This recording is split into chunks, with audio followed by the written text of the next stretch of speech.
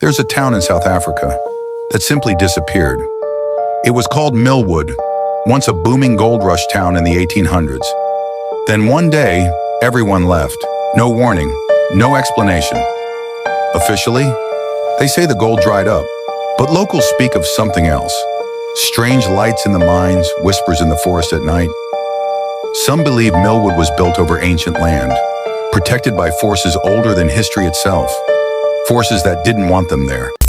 They say if you listen closely, you can still hear the... This is the most evil cult in South African history. They are known as the Krugersdorp Killers, however they refer to themselves as Electus Perdeus, which means chosen by God. They went on a killing spree between 2012 and 2016, murdering 11 people, mainly from the Krugersdorp community. The leader of this cult, Cecilia Steyn, was a dark, twisted individual. She manipulated her followers into believing that she was a former high-ranking witch. Later, she would convince the group that by committing murder, they were doing God's work. However, it's believed that her real reason for orchestrating the killings was for financial gain as well as revenge against another religious group she used to be part of. The murders were horrific and brutal, literally the stuff of nightmares. The creepiest part of this whole story is the cult members were seemingly normal people. One of them was a teacher, another a financial broker, and even a teenager was involved. The evil cult leader, Cecilia Steyn, is thankfully in prison as well as some of the followers. This is why you should always be vigilant when traveling on the N9 highway between Willowmore and Uniondale in the Western Cape. Unlike some of the other urban legends and stories from South Africa that you may have heard, this one stems from a very real person and a very real case. This is Maria Rue's story. In 1968, Maria Charlotte Rue was head over heels in love with her partner Michiel Oberholzer. She was 22 years old and worked as an administrative clerk, whilst Michiel was a corporal in the army. The lovebirds had just become engaged and were traveling from Pretoria to Riversdale to visit Maria's parents and share the exciting news. Maria was overjoyed to be able to discuss their future wedding plans with her family while spending the Easter weekend together. On Friday the 12th of April, when they were only a few hours away from their destination, a torrential downpour began, and with it brought gusts of wind, hitting the Volkswagen Beetle they were driving from all sides. Maria lay sleeping spread out across the back seats of the car. As they approached the town of Uniondale, a strong gust of wind hit the vehicle, and tragedy struck. These are 10 scary superstitions from South Africa. Everything you're about to hear is based on true stories that actually happened. And you can let me know in the comment section if I miss anything. At number 10, we have Pinky Pinky. Pinky Pinky is a demon that is said to have pink skin and red eyes. He is said to be half man and half woman, and all he does is going about assaulting women. He often goes after girls who are putting on pink outfits. The Pinky Pinky's origin is not known by anyone. However, there have been police records that show evidence of the Pinky Pinky. It is so real that the police doesn't ignore when people call them and tell them that they saw the Pinky Pinky. They believe it is real. At number 9, we have the Spook House. The people of South Africa have named this place the Spook House for good reason. In the late 1900s, an occult group was said to carry out rituals in the basement of this house. But when they got afraid that people were beginning to find out what they did in the house, they left. But apparently, they left something behind. Many people who have passed by the house in the night have said that they saw the shadow of a man or a manly figure lurking inside the house. This is a real picture that was taken of the house, showing the creature that has been described by many. The Spook House is considered a real story and it is scary as hell. If you found this interesting, leave a comment for part 2. The first one was a lie. African The Urban second one, Legends, Episode sure. 8, nkanyamba. This creature is featured heavily in Zulu culture and is said to inhabit the land of KZN. This large serpent is primarily said to live in Howick Falls. So the legend goes that this is a huge snake over 20 feet long that is found deep in the waters. So there are some variations in terms of what the head of the snake looks like. Some say it has the head of a zebra, while others say it has a head of a horse. Nkanyamba is most active in the summer No one months, has and seen when the it head is of angered, Nkanyamba, it is said it no one. causes heavy storms and rain. It is believed that if you make eye contact with nkanyamba, you will lose your life. Sightings of nkanyamba go back all the way to 1962, with the most recent being in 1995. Have you ever personally seen nkanyamba? Do you think this is real or don't do you think see this is just nkanyamba. folklore? I don't think you guys understand what's in nkanyamba. You Y'all don't just ask for see more mermaid nkanyamba. content, and I shall deliver. Now, on my recent videos of me talking about the mermaids in Zimbabwe and the different parts of the Caribbean, a lot of people were commenting saying that I need to discuss the ones that's in South Africa. So let's talk about it. Now, the story that I'll be talking about today was requested by a follower, and it is really crazy, and it was very difficult to find little information about.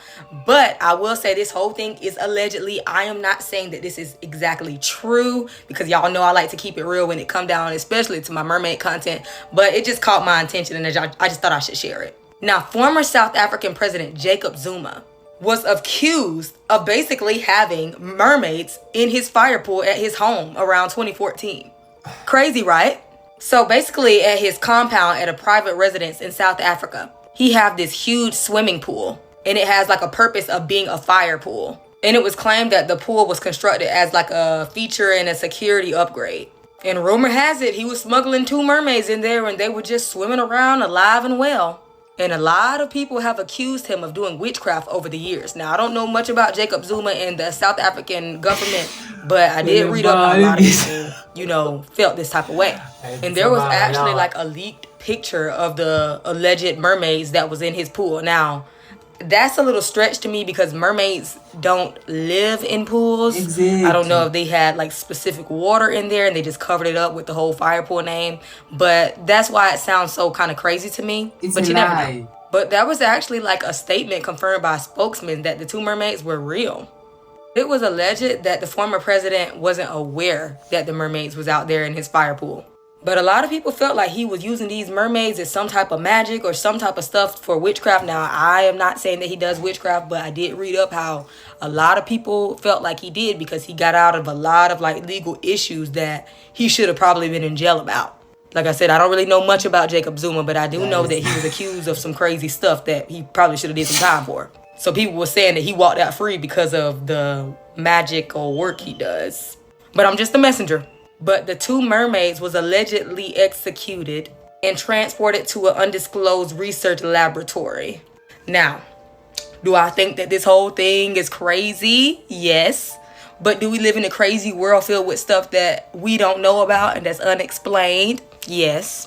But like I said, this could be just an article that I read, but I did find it interesting. So let me know if y'all heard about this, because like I said, I looked everywhere and I really couldn't find anybody talking about this story, but I found it crazy, so of course I had to share. And let me know if y'all have had any more experiences in South Africa with these mermaids, because we really don't hear much about them over there. We always hear about Haiti and Jamaica, and now we're hearing more about the ones in Zimbabwe. So let me know in the comments what y'all think.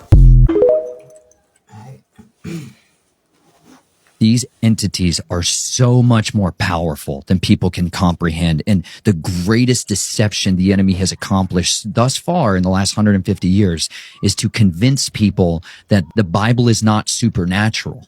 They have raped our scriptures of all the supernatural elements in there. Like in Isaiah 13, when you pick up a scripture today, a Bible today, and it says ostriches are going to dwell there and hairy, shaggy goats are going to dwell there. They took away the word satyr. They don't want people to know about Pan and the Baphomet and Azazel. They don't want his identity known. They don't want people to think that there's an actual hierarchical structure to these entities. They have names and characters and temples and priests. And they give us the ostrich instead of the siren. They take away the mermaid-looking creature with serpentine legs coming out of her rear end. That's a kidnap. That's her. And they don't want people to understand that's what dwells in these places. That's what's in these waters of these lakes. I could throw my blades in water and she would bring them back to me. Really? That's what she offers. She offers mystically charged magical weapons to warriors. That's the whole Merlin myth. It's not a myth. These are like histories just repackaged to make them palatable in cultures that it's illegal to talk about it. These people operate under this legal groundwork. And when they need to get their stories out and they want to preserve their legends and their truths, they couch them in mysteries. That's the mystery religion. That's not how the Father operates. Yeshua literally said, I've done everything open in the open. You do what you do in secret. That's a different kingdom. And I was a guardian of the secrets for these families. So I witnessed their oaths, their vows, their ceremonies. I was there brought in to watch them marry children to monsters, to people that looked like men and creatures that were not mankind. I had to bear witness to these atrocities. I had to see people I loved in their pubescent bloom be ravaged, and then watch people take skull cups, the top head of a skull, catch that blood and drink it. That's the filth these people are engaging in. It's not just some kind of abominations. The scriptures are explicit about this stuff for a reason. It's shameful to talk about these things. However, this is the reality of what people's lives are wed to. So when your mom who gives birth to you was conceiving you during that, yeah, you got some demonic stuff coming, son. Yeah. You know, there's a reason some people are just, their lives are train wrecks all the time. Yeah. Because they're dealing with that at their origin. They don't know they're a moon child. They have no idea that they were conjured during a Babylonian ritual.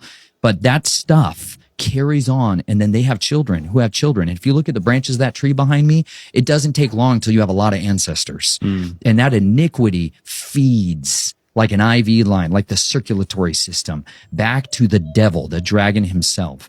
All of it ultimately goes through his kingdom, his city in the sky. Okay, that's it for your video namhlanje.